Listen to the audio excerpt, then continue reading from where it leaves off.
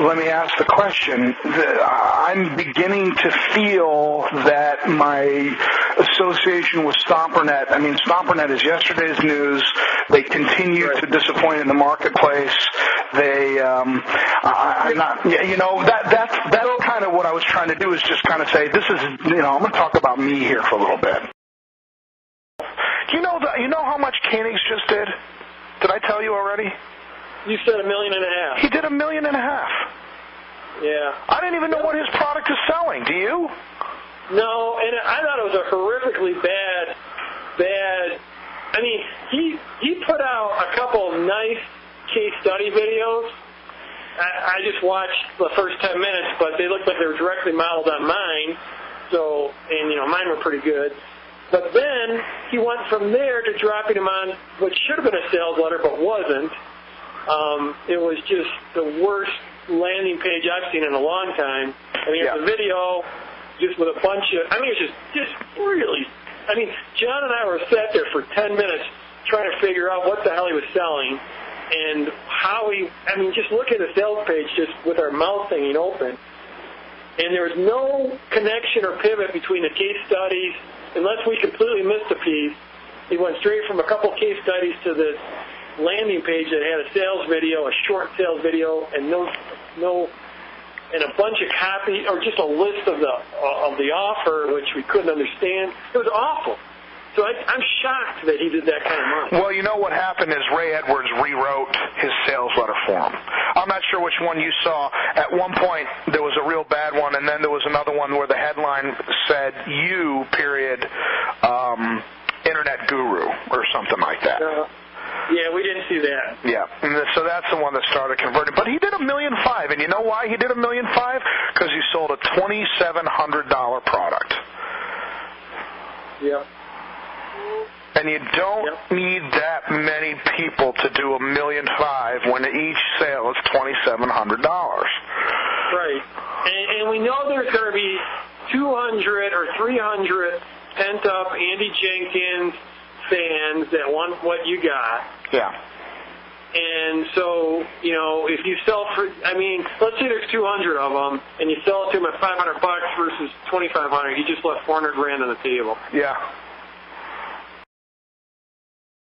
It's just, look, man, it's a question of just being able to go out and, say $2,500. The Formula 5 is a $2,500 product that did not convert well until I gave them this unbelievable payment plan. But I also think that there was a lot wrong with the way we positioned Formula 5, which was you have to have a business. Right, and it's sort of generic stuff. Yeah.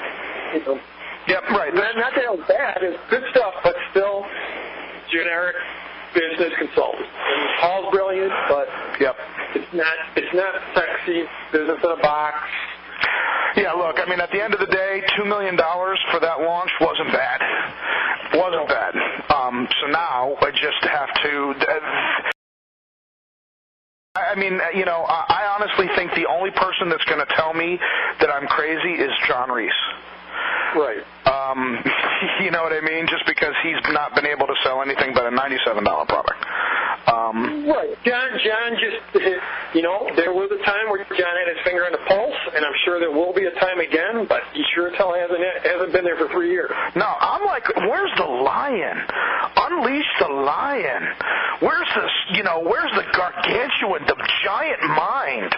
John, get out there and just, claim your stake in this business, dude. You're a titan. I feel like shaking him and saying, come on, stop it, But,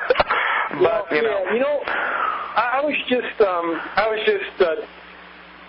reading some of the Gary Halbert letters, which is, if I'm ever looking for a pick-me-up, that's just one of the greatest places to go, is just go read Gary's stuff. And just yesterday, I was reading it, and I was just reading this one talking about John Reese and, how brilliant John Reese is. Yeah. And, Gary didn't go around saying that about very many people. That's right. And I'm just reading that, and I'm like, yeah, the dude is, but he's just got to get out of his own head for a minute, He needs to fucking sell something. Have something out there that you can sell. Sell it. Right.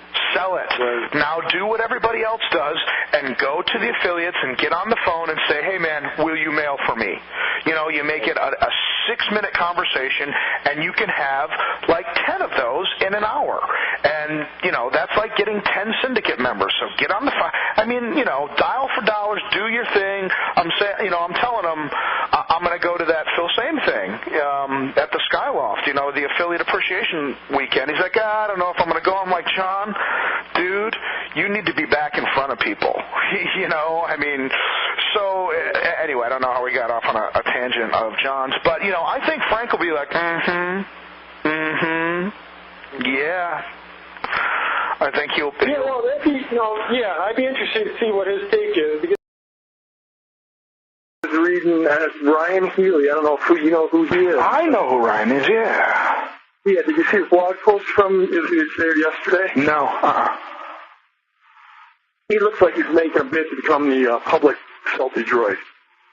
And I just happened to see it this morning because I got a Google alert on my name. And you know, he's just being a horse's ass. And so, you know, normally, I mean, I don't go to Salty Droid's site. I normally wouldn't even gone to read this, but I saw a Google alert on my name. I followed it, and, you know, he's ranting. And so I'm probably a little more hypersensitive to the blowback against big launchers today versus other days. So